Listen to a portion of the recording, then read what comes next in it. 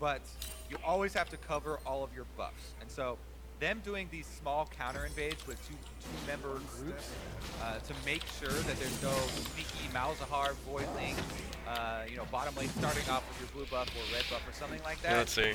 I've been keeping track of my enemy laner and making sure that my CS is ahead of his. It is. Got more kills. I got more. Well, no, I've got the same amount of kills as we've got. I've got more assists, which is pretty solid. The rest of my team's doing pretty well. The only problem is that Vayne seems to be winning. Oh no. Vayne just killed it like, I don't know who the So hell all is they know is coming. that he went for a leashless start right here. Arrow taking some damage, of course, the poke from Smoothie as we get to watch this battle start. Should be a small Goldie for Cloud9, as of course a Raptor start is generally beneficial. Rengar is really good at starting that out, and just a ranged bot lane matchup. See as Jen's going to pull them away from the first. Also, you can see the ward that Ryu's going for here.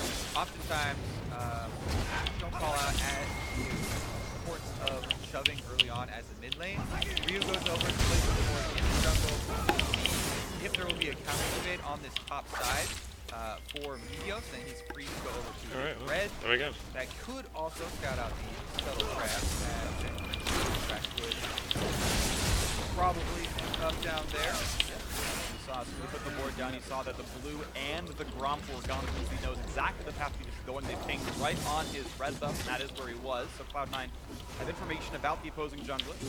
Conduct has been in fog for a while, though. I don't think we know exactly where he is, but they can make guesses. And when the Rengar is forced to do a solo Raptor start, especially after the nerfs to early armor and the health you can get back off of monsters, does get very low there. You don't want to risk going for a Scuttle Crab if you don't have your mid laner with priority, especially to get the early ward there. So Meteos is able to claim that into mid lane pushing up, and Elise move to top for their first area here. Does get pinged out as it goes through the tri-bridge. See right there, Stun able to use the empowered auto attack from his passive to kill the Voidling easily.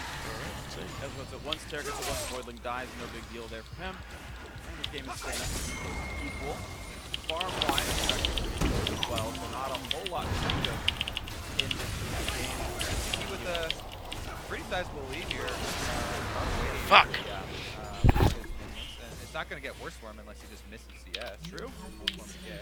You're seeing a fair bit out of Just the gotta take it out. good for them. It's Of course, unfortunate. Arrow and Stun have been so good together, and I think he's really had been making mistakes the last couple of weeks. It's good to see them kind of a bit back on the form.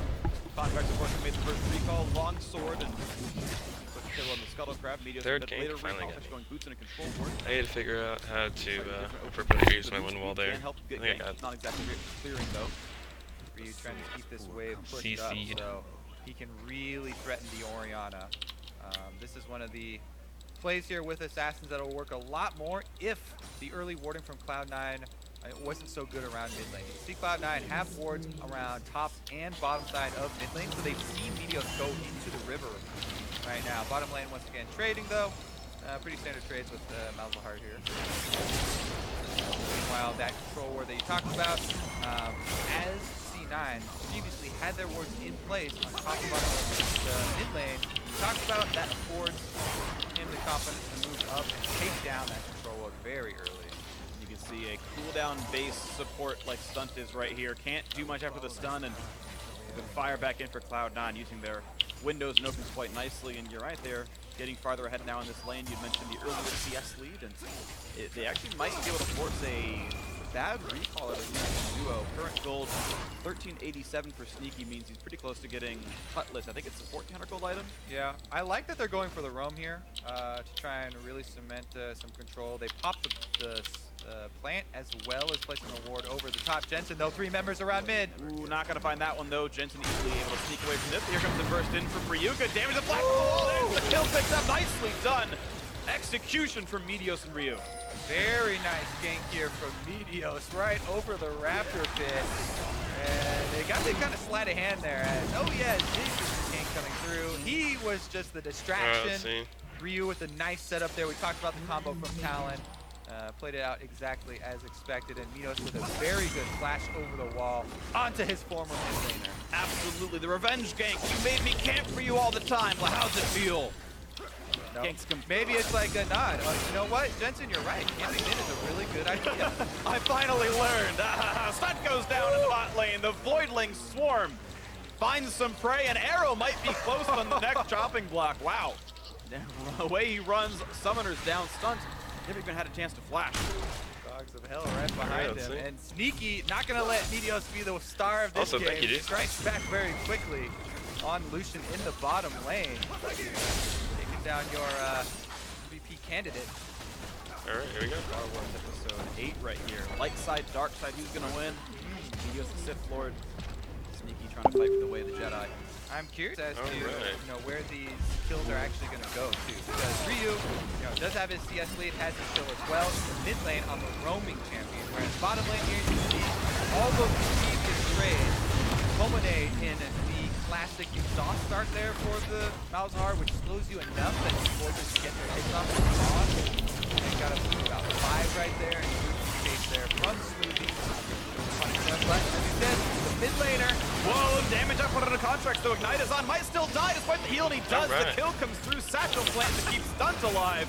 And a kill inside the Cloud9 jungle. Ryu 2-0. Moves up, they get the early vision down. They're in place for that red spawn. Just really intelligent planning here from Phoenix 1. And very intelligent execution as well. So they get contracts first death. Once again, coming slow out of the gates here. Sweet. Whereas Meteos now, even though he's on a ward, it seems like he should be able to grab this one. Contracts does have his ultimate though, and it's going to take a while for Elise to do it by himself. Yeah, Spider to have died, and here comes the duo lane. He's got to leave. Or they get the fight baited out. Got a juke away from Stunt. Nicely played by Sneaky. There's the flash. Oh, they got that kill. Nicely played by the C9 duo. 2-0 in the lane. Sneaky, all this Lucian, absolutely beautiful here. The buffs here, to make Lucian a bit smoother, really do shine later in the game, but right here, Sneaky quick beat, seen it already. Okay. Nice dodge there, and they turn it around on Stunt once dangerous. again, I don't see anybody. punishing them for starting up that dragon on vision, honestly. Definitely put a bit of blame on the dual lane for anything like that, but Mal's 6, and I feel like he should have known that. It's not like experience comes in from nowhere, and I think he didn't respect Nethergraph, to be honest. Vayne fucked up there. For the Drake stop. Now, we did see a second ago the top lane for the first time all game. Ray is down 8 to 9 CS against Zig, who's gotten a first on his stabby, so it feels like this Nautilus is going well. Ray could recover for more. Meanwhile, Smoothie's in a horrible spot, but the damage up are going to come back through. One kill back up, Shockwave dodged out by Meteos, doesn't have the damage though. And it's a 2-for-0. Smoothie gets the double kill, and now Ray wants a bit more, but he's not going to find the target. All right. Dodges forward, gets the bear trap, not quite going to land the rope though, and Stunt's going to flash the wall to get out. The C9 now improved to 4-2 in this game. Oh my goodness. All right, here we go. Smoothie lives after all of that, able to kite back into the brush. Pretty good stuff there from Cloud9 on the counter invade. And it is a bit overreaching to go for that Infernal Drake afterwards. You can see how much these teams value the Infernal Drake. They've got a wave pushing they're top. really Yeah, starting them off in very precarious situations. But here we go. Contractor's going for some revenge on Ryu. Does get over there. Meteos They might surrender. he has a good repel for the Shockwave, but still not able to finish off Smoothie there.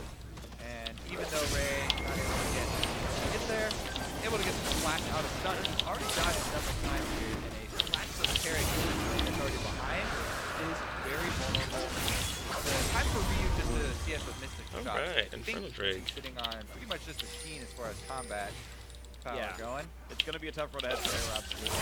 Trying to play around the Terracles is very difficult. Of course, Cloud9 can get a lot of burst in fast and kite away while that Radiance is on. And now the 1,000 gold lead for Cloud9. They've managed to navigate the early game pretty well. That's a lot of people. Yeah, that's too many people. Yeah, I don't want to fight it's that. a super interesting clash. As I was talking about, the gold leads in different areas here. Ryu trying to exert his mid lane will down into the jungle, but Smoothie and Sneaky both really protecting Cloud9 territory. Still a very close game. By no means significant at this point. Yeah, not game deciding. It will be nice to see what Cloud9 can do if they get there you go. Like through on Lucian. He has the money to combine it right now. Mr. Rico will give him that item. For now though, use that bot lane advantage to go for a Drake, and it's going to be no problem to get it. Exactly. This is a much more calm and calculated Infernal Drake move here as they forced out the recall from Arrow. Pretty much all of the threat here removed on the bottom side. Meteos as well was currently going for a gank on the top side. You can see a couple of river wards there for C9. Very nice team play there. Grab that extra buff for later. What if the stun was so amazing that he gets hacked by a Malzahar and Rengar? Up the ward, hit him twice, and said, you know what? This is too scary. And I believe that's a healthy amount of caution there. I agree. It's a flash of Hysteric who's got 2 deaths already. Play defensively. Stiggy sets the table. Or it might be a team stun. Cloud9 is going to use this win. And their regular positive note was a 4-4 run before yesterday. They are now 5-4 in the last 9 matches. But for a team that started 8-0, that is not a great score. Alright, well. Team that has winning this split right now. Many people had them as their #1. That actually is still a possibility.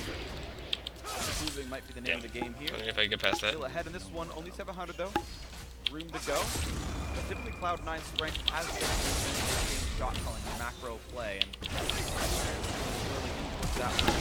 So might be going right into Cloud9's wheelhouse. Contract spotted out by Scryer's Bloom of Stuff. Here we go with a Ray roam down to the mid lane here. You always have to keep track of Sled. As he pushed up the lane, made a feint down the river here. Hasn't actually checked that bush for the pink ward quite yet. But the ultimate is definitely something you really do have to worry about, especially as C9's bottom side of the map is under their control. To bring down that guaranteed. Okay, well, it's over. Got his blade already completed. Definitely dangerous for Phoenix 1.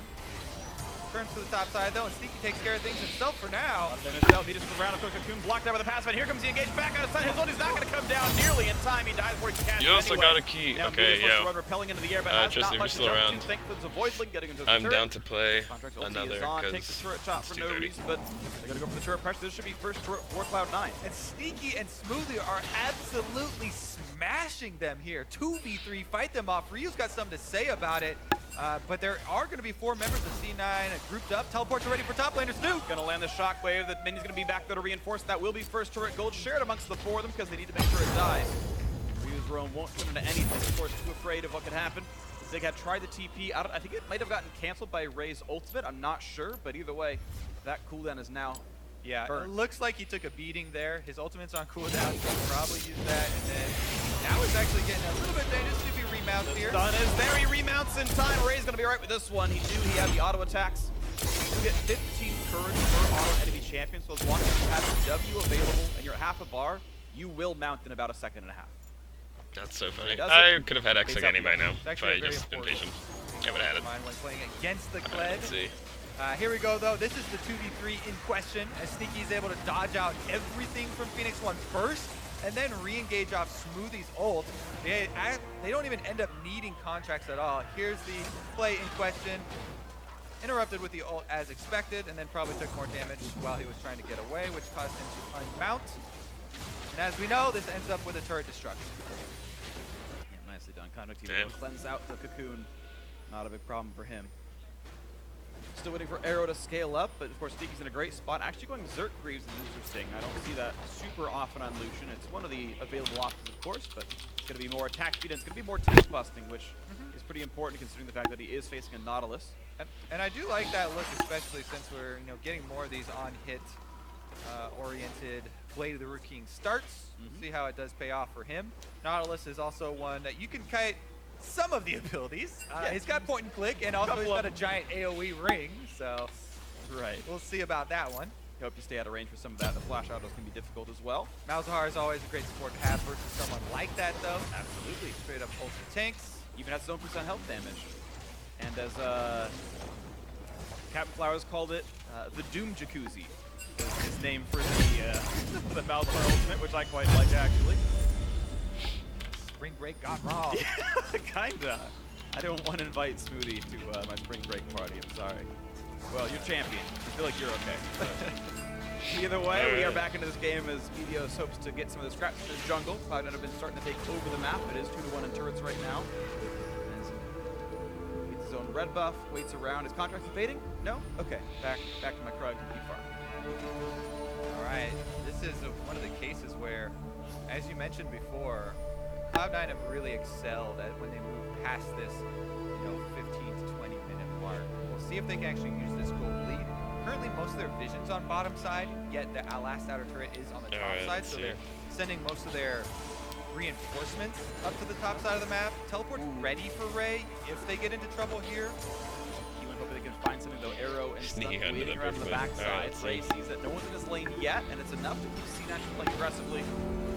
They realize how offensive it is. They all back off. Jensen not going to get bled. No oil spilt there by Ryu. The mid lane matchup has gone pretty equal. Ryu got those 2 kills, and even despite that, though, hasn't really pushed Jensen around too much.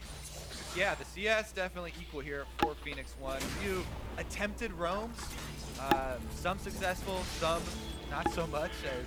Let me check this, see if this is actually saying anything. Tristan, are you in Discord? Carry force on either team. And with that, they probably want to relocate their carry force near the next Drake that's about to respawn here. As we said, most of their vision had been laid on this bottom quadrant of the map. Alright, that's very good for C9 setting up for this dragon. Let's see about the Clen invade. He's going to find someone to jump onto. Shield's going to come in. Not in time for a stunt. Only turns Meteors invulnerable.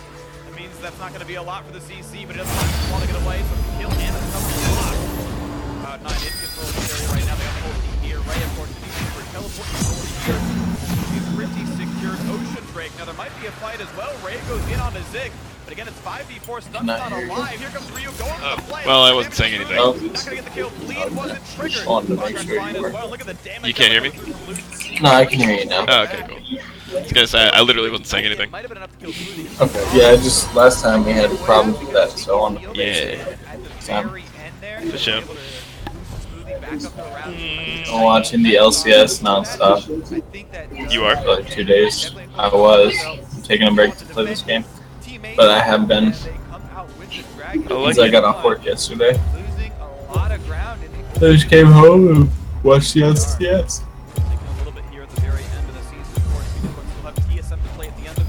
Did you see that shit about the blast cone? Yeah. What exactly were you talking about the blast cone? Like, so if you're standing on one side of it, yeah, and you auto attack, but before the animation is complete, like before you've actually hit, oh yeah, you flash. You flash to the other side, and the auto attack will go through right when you land, and you'll flash bounce essentially to over the wall. It looks crazy, and it's really quick. That's chill. I should go try that in the practice tool. Yeah, that's what I was just doing. And you can also do that with Lee Sin's ward hop. Like you can ward hop to the other side after you hit it? What it does is you buffer it, and it goes through part of the animation, and then you ward hop, and then you do the full animation, so it's not quite as quick, but it's similar. Well, to get a penalty for the thing, maybe somebody will drop. If somebody drops, I'll run down and give you a ride. But let me know. Like, don't cancel your ride yet. I said, well, I was gonna say don't cancel it until like my thing drops. Okay. Someone just dropped. All right, cool. Hold on, Tristan. I gotta go give my mom a ride to work. All right, I'm gonna go smoke them. Okay, cool. Yeah, I'll be back in like 15, 20. Okay. Alright, sweet. See you, dude.